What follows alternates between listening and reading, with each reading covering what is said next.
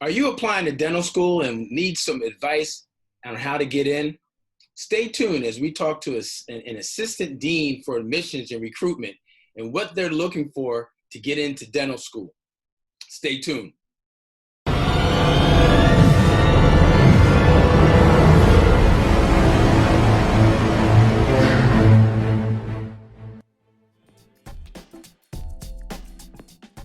Hi, this is Dr. Darwin, the new dentist coach, from another episode of Ask Dr. Darwin on the New Dentist Podcast Show, where we talk about getting into dental school, surviving dental school, getting into residency, and then life as a new dentist. Be sure you guys are subscribing to my YouTube channel, Dr. Darwin Speaks. Hit the notifications button so that you're notified and you know when new videos are posted on a weekly basis. Don't want you guys to miss these helpful videos. Today, we're going to be talking to an assistant dean at a prominent dental school who's going to give us and share some information about getting into dental school.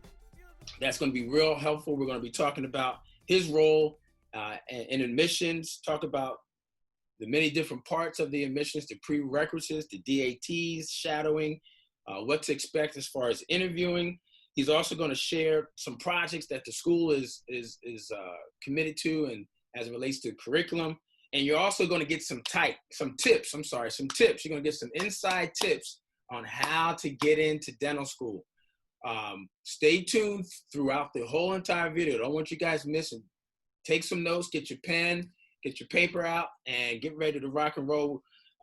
First, I want to introduce Lamont Lowery, who's here to join us. Hey, what's going on, brother? Not much, man. Enjoying it. Enjoying it? Well, we enjoy the fact that you're here and that you're available to kind of share and give us some inside track. There's a lot of people applying to dental school, and even now during COVID, with there being some changes, people are even more flustered and trying to figure out what's happening. So we appreciate you sharing some time with us today and about this important topic. Before we get started, let's hear a little bit more about yourself so people know who they're getting all this good information from. Yeah, so again, my name is Lamont Lowery. I'm the assistant dean for Student Recruitment and Engagement at UNC Chapel Hill, Adams School of Dentistry. So been there probably a little over 2 months now. Prior to that, I was at East Carolina University School of Dental Medicine for 10 years. So certainly I'm no stranger to admissions, no stranger to recruitment, no stranger to the struggles that prospective students have as they prepare to get into dental school and the process they go through. No stranger to current dental students in dental school either. My wife's a dentist, so certainly no stranger to practicing dentists either. So know all of those things, and certainly I'm glad I'm having the opportunity to lend my voice, and if I can help someone out, certainly welcome to do that. Yeah, man. Well, you are definitely the leading authority in dental admissions for the state of North Carolina. So, we're glad that you're here, man. So let's dive in because I know people are listening and people are anxious. So I want to talk a little bit more. First question will be about your role. Kind of share with us a little bit more about your role because it's different than what you were doing before, but similar. And then it's also unique to what's happening in the landscape of dentistry, at least in the state of North Carolina at UNC. So can you share a little bit more about some more details about your role? Yeah, absolutely. So student recruitment and engagement. The recruitment piece is I'm no stranger. That's something I did in my past role, but with that recruitment, we're doing pathways for students. So my whole philosophy and thought process is that recruitment has to begin at the junior high school level, possibly even the elementary level. So what we're doing is going to be developing programming that will do exactly that. And that's one of the reasons why I was brought into this position, is to develop some programming for that very thing. It is not that we give up on our current college pool, but we have to understand that exposure has to happen much earlier than that for people to be interested in dentistry. So my role is to develop and work with community partners to be able to develop those types of programs from a recruitment standpoint. The engagement, I will be engaging with the students, current dental students, on a diversity level, with not just diversity programs, because diversity is so much more than just programming and events, but certainly we'll have a diversity, excellence, and inclusion office in the space as well. And so students will be able to come, not just students, either staff and faculty will be able to come and talk to us about different things, different ideas. If there are issues with diversity or what have you, or inclusiveness, whatever things are going on in the school, we'll be there as well. So I'll sort of be split into two areas. I will be in admissions, working with the admissions people there, serving on the admissions committee, but I also will be working on diversity, excellence, and inclusion. That's amazing, man. It's definitely needed, especially during this time. Absolutely. And it's even more important. So that's great. And remind me to get us linked up. We have a Brothers in Dentistry group.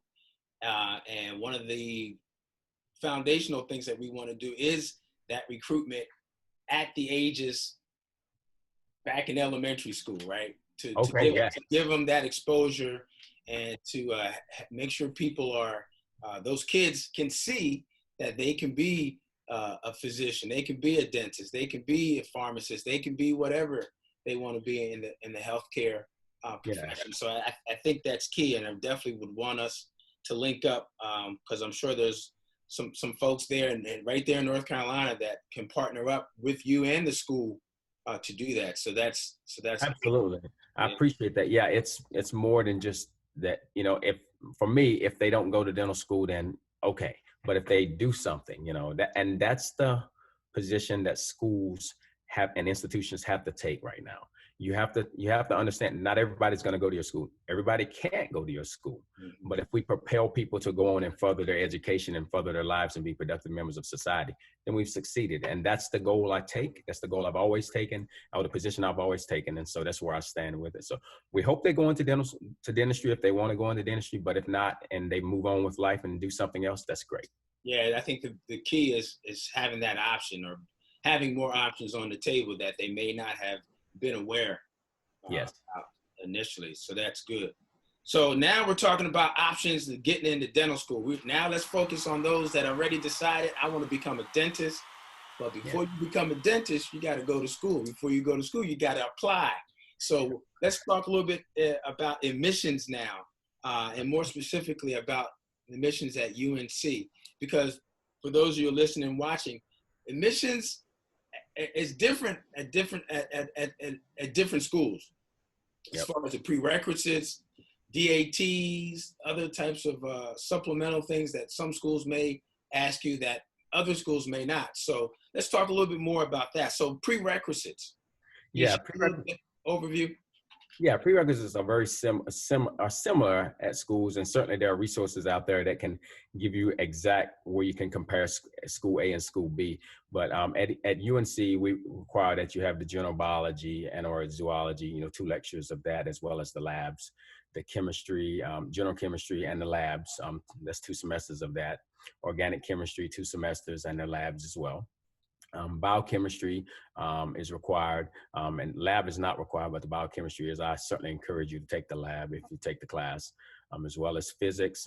There's 2 semesters of that, and English, 2 semesters of that. Now, down the road, some of those things may change, but right now, those are the requirements that we have right now as far as classes. Certainly have to have your letters of recommendation as well.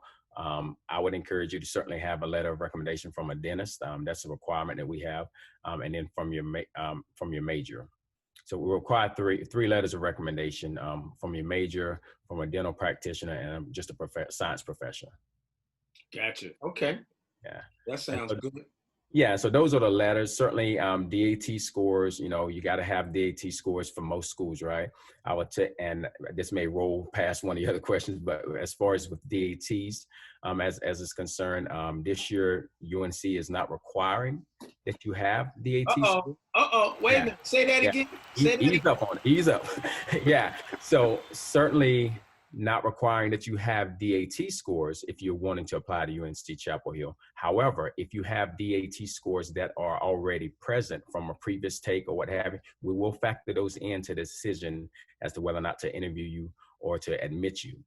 Now, if you haven't taken the DAT and you just heard me say this, then what it sounds like, then if you decide not to take the DAT, you're putting all of your eggs in one basket. And I don't recommend you do that, because I haven't heard of any other school not accepting or not requiring the DAT this year. So don't put all your eggs in one basket. If you plan to take the DAT, just understand that, okay, I have some time. UNC Chapel Hill is going to review my application, and they may very well invite me for an interview without DAT scores on the books. But I would encourage you to go ahead and set a date to take the DAT, prepare well to take the DAT and to perform well and take the DAT. But So, we do not require. So that kind of leads into a couple other questions about the DAT, because, you'll have some people that are hear what you're saying. And like you said, don't put all eggs in one basket, because there's 3 schools or 4 schools that say we don't need DAT. Let me ask you this. Are you aware of any schools or the thought behind getting an interview without a DAT, but then you've indicated that the student has indicated, or the candidate has indicated that they are planning on taking it, and you think the schools are going to want to see those scores and then retro their decision about admitting? I would, if you're planning to take the DAT and you tell a school or indicate on your application that you're planning to take the DAT, then more than likely a school may decide to wait on a decision on your application until they receive the DATs. They may very well interview you, but they may wait to decide whether or not to admit you or not until they see DAT scores. And I certainly encourage you, if you say you're going to do X, then you follow through with X. That goes for classes in the spring or what have you. And you already got my admission letter, but your admissions letter may very well be contingent upon making sure that you take that class and successfully follow through with it. So. Yeah, so it wouldn't be any different than if you were taking classes or registered to take classes for the fall semester or the spring semester that count towards your prerequisites. You get an interview, you get an admissions letter, and this letter says contingent on X, Y, and Z. So yes, it could be the same thing for the DAT as well. That's correct. And so I would encourage, and again, if you don't plan to take the DAT, again, I don't know how many schools will not require the DAT this year. Again, that each school, as you said, they have their own set of requirements. So it's important that you investigate those schools as well. But I would not bank on, okay, UNC is not going to require the DAT, so I'm not going to take it. That is not the approach that I would take. Matter of fact, in the state of North Carolina, there are 2 dental schools. You're crazy if you don't apply to both of them. Everybody can't go to UNC. Right. And so I would certainly apply to more than one school, and other schools are requiring the DAT. So you want to take the DAT. So just understand that because of COVID concerns and so forth, we are not requiring the DAT because of the impact that it's had. Right. So those are your listening. This is why you got to take notes.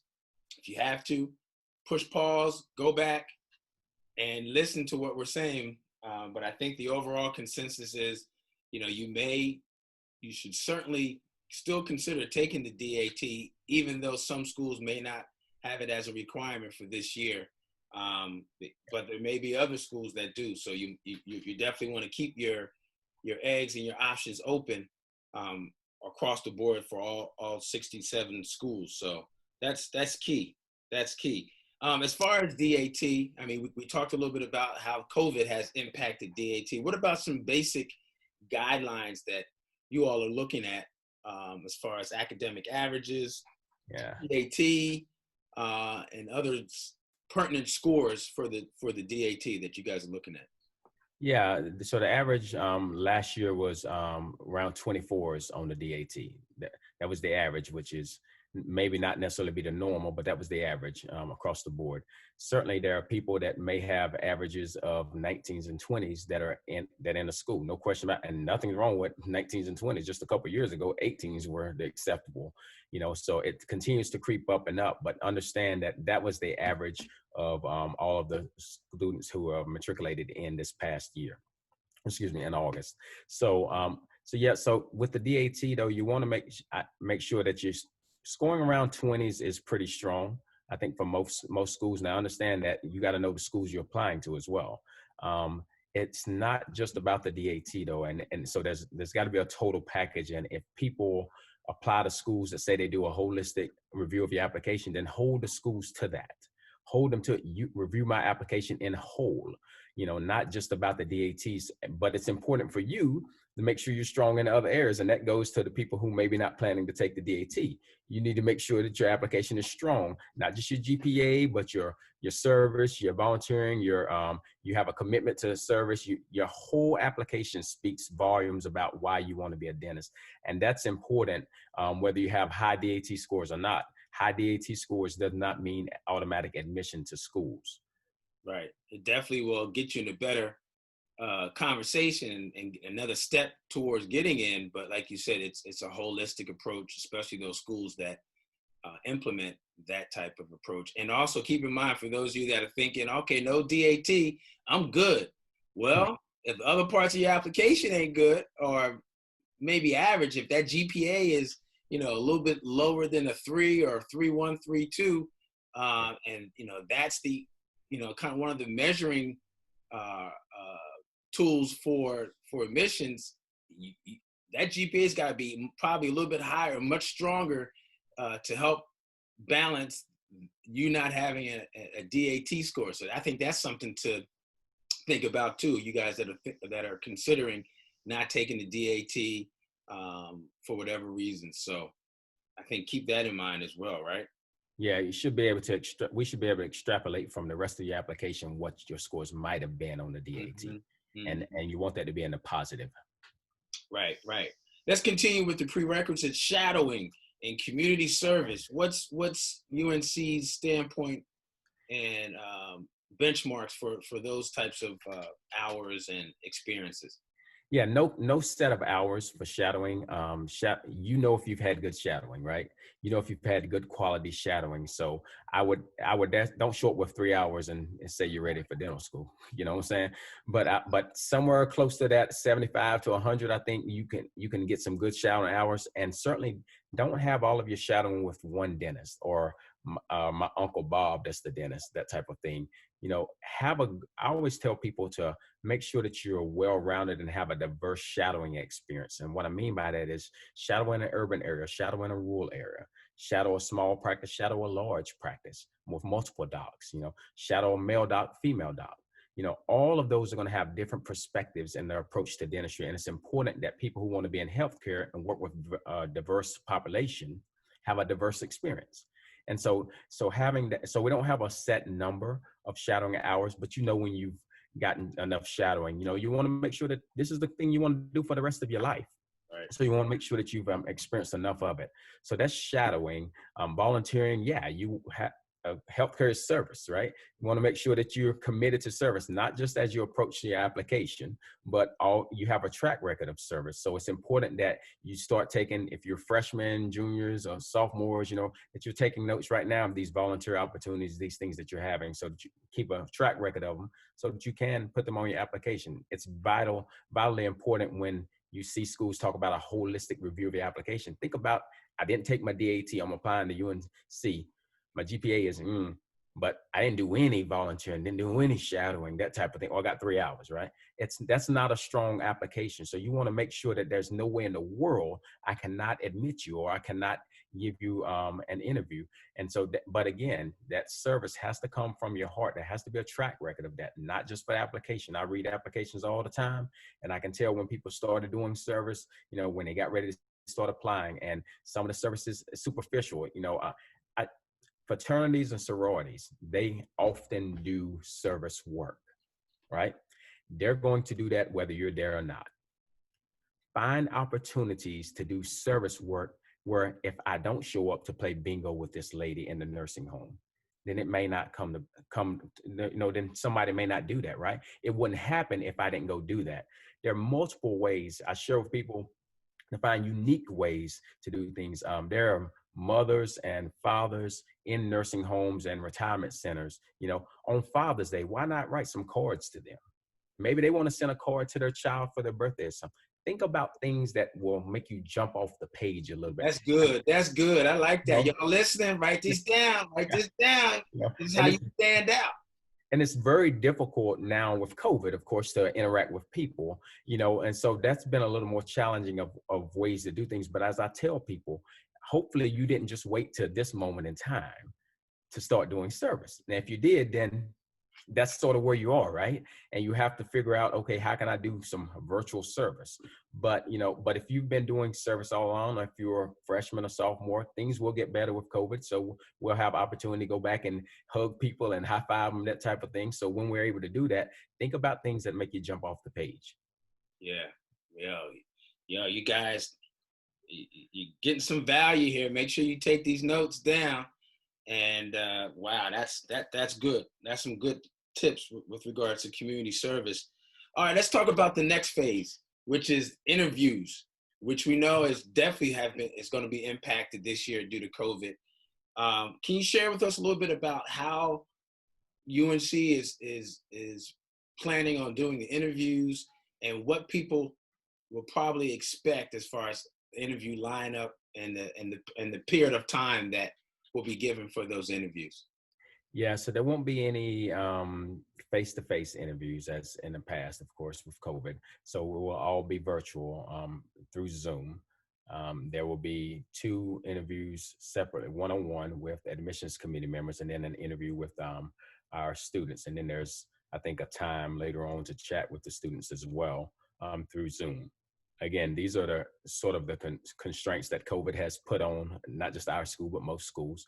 But we're still looking to make it an enjoyable experience for you. There's virtual tour and some different kind of videos to get you that similar feel the best we can to actually physically being there on the school grounds. We know nothing can take the place of physical presence on interview day being at the school, but we're certainly going to try to do that through Zoom. And there are certainly ways to do that, and we've explored many ways, and we think that some of the things we have set up and the things we're continuing to develop to do will give you that experience. So we think you'll be able to still put your best leg forward, but it's important that you also remember that during virtual interviews that you're in, that you're taking care of your environment as to where you're doing your interview, making sure that the background is not distracting, you're in a quiet place, that your phone is off, that you're sitting up straight, that you're still suited and booted. If you're suited and booted just from shoulders to waist, then make sure you don't stand up during your interview type of thing. Etiquette is still important. It's an interview. So, you want to make sure that you're at your best. And so don't take it for granted that it's a virtual interview, that they're not going to count the fact that my mom walked in and dropped some dirty clothes off behind me or anything like that. Hey, Mom, I'm in interviews right now. Doors locked type of thing. That's the approach you need to take it. And I'm not saying that you can't have fun and be yourself, but certainly understand this is an important step into the next journey on your career. And practice. Yes. Practice. Just like you guys are watching us and listening to us right now, you need to practice and look and see what you look like virtually and what the other people on, what the interview committee is looking at when you are talking and moving. Same thing applies as is virtual. You want to make sure that you don't have your arms folded. You want to make sure that you're looking into the camera and not kind of looking down or looking away and talk. Same thing applies. So you have to practice that. And everyone's got one of these, and you've got a laptop and computer with a camera. So you can practice all day long, record yourself so that you see what others see, and that'll help you come across doing the virtual interview very strong and confident. But you got to practice. Yep. Practice.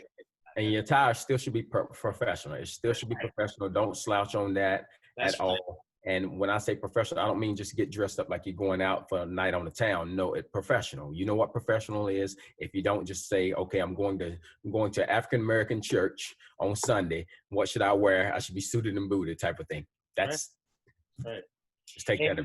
And for you guys that are listening and watching also, I want to make reference to ADEA, yes. American Dental Education Association. They have a do's and don'ts for virtual interviews.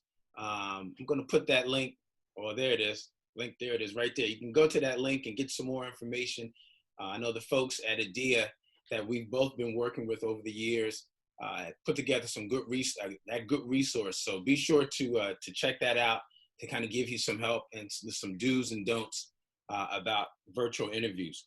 All right, so we've talked about the prerequisites. We talked about the interview preparation. Let's talk a little bit more now about some tips and some advice. Yeah. You've been doing this for more than just a couple of months. Yes. You've been doing this for close to 10 years, and if not more.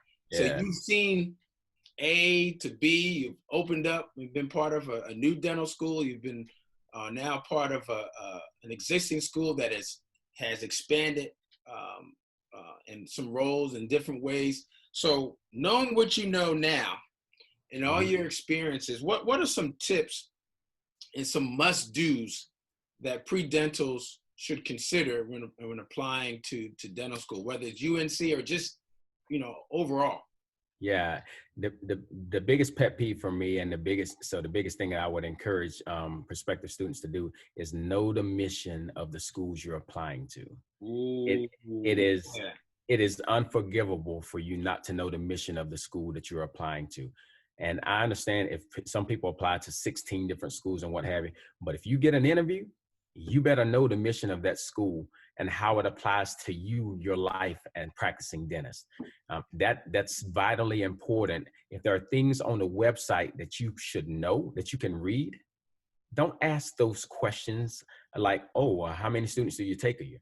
You should know that because it's on every school's website, right? And then you might say, oh, considering COVID, or do you ever think you'll take more than 80 students or what have you? You might follow up with a question like that. But if there are certain things on websites, do not ask those questions. They're considered questions that you should know the answer to. Now, certainly you don't know who you'll be interviewing with, but it might behoove you to peruse the website just a little bit to see exactly what things are happening, who's doing what kind of research there. You never know. You might be in a room with that person. Do you think if pre-dents get interviews, you think is it appropriate to ask for them to ask, hey, thanks for the interview, just wanted to know a little bit more about the folks who are going to be interviewing? You think it's okay to ask, who will I be interviewing with? I think it's okay to ask, will it be a group interview or one-on-one if it's not explicitly on the website. I would not ask who I will be interviewing with. Once you see them and talk with them, you might ask them for their contact so you can follow up with a thank you email or card. But I would not ask prior to that. Because some things, it can feel like you're trying to game that interview system a little bit. Oh, please give me Dr. Johnson. Please give me Dr. Johnson. That type of thing. So I would encourage that that you not ask that.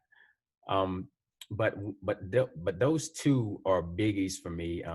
Be yourself in the interview. Don't try to be or answer the question the way you think we want to hear it. Simply answer the question. And if you don't have a good, solid answer to that, then, there are all kinds of interview tricks, but I would, quite honestly, in professional school, I would not try to trick me into believing that you understand what I'm asking.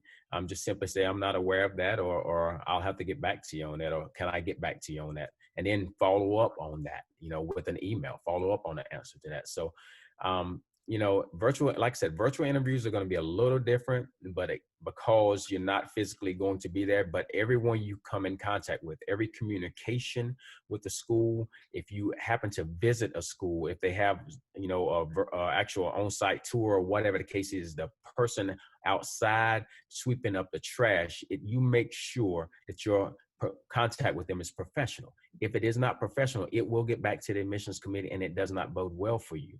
So again, just because you're going to dental school and will become a dentist does not make you better than the next person sitting on that row at the laundromat to wash their clothes or what have you. Make certain that you respect everybody you come in contact with. Start practicing that now. That's how we hope that everyone lives their life in respecting others. That's right. That's good, man. So you guys heard it first. Some insider tips and advice from Mr. Lowery here. That's some good stuff. Write it down. Remember, practice it now. Know the mission, know the information on the website, be yourself, and maintain professionalism at all times with everyone. That sounds good, man. I think another thing that people need to know, especially as it pertains to specifically to UNC Adams, is any projects you guys are working on. I know a lot of schools have changed things because of COVID or changed things because of accreditation. What projects are happening that affect incoming dental students right now? Yeah, so one in particular, which I alluded to with, COVID's impact with current students at school now, and the whole experience is a little different with COVID, right?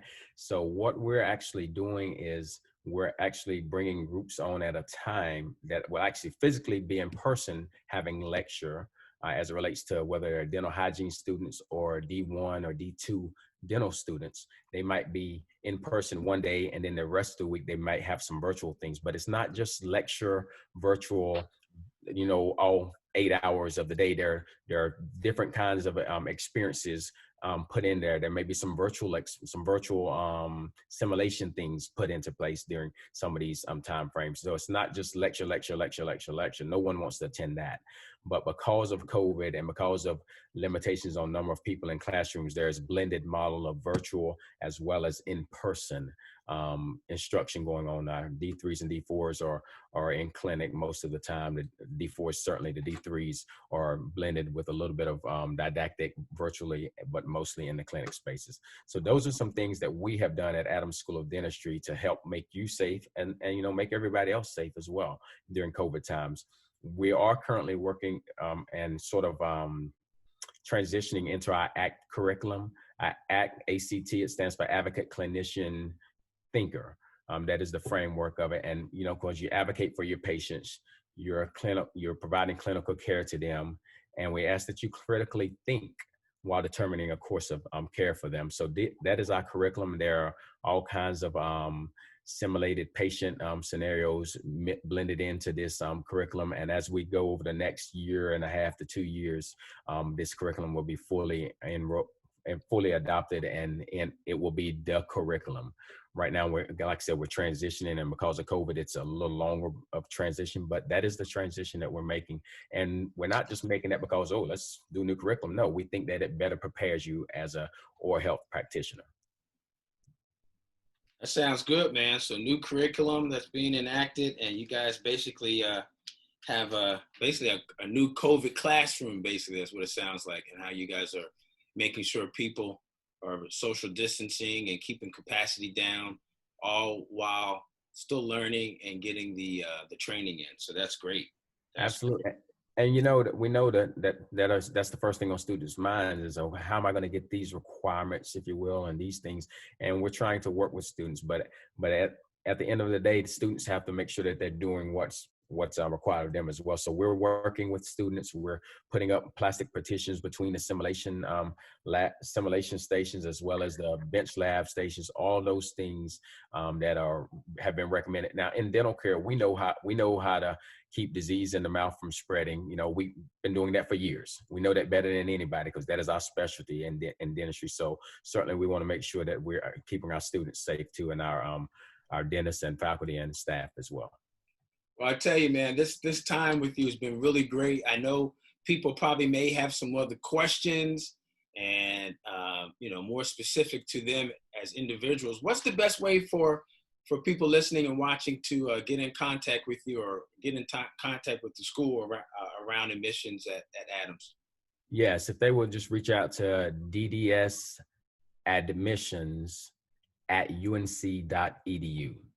That's DDS admissions at unc.edu. That's the best way to reach out to us. There are several people that will check that email. And if certainly you have questions specific for me, just simply say, I want to ask Mr. Lowery this question, and they'll forward that email, or I'll see that and then I'll respond. So certainly if you want to have one-on-one conversations with us and your prospective student not applying this particular cycle, email that address as well and let them know you want to have a one-on-one consultation, and I can do that.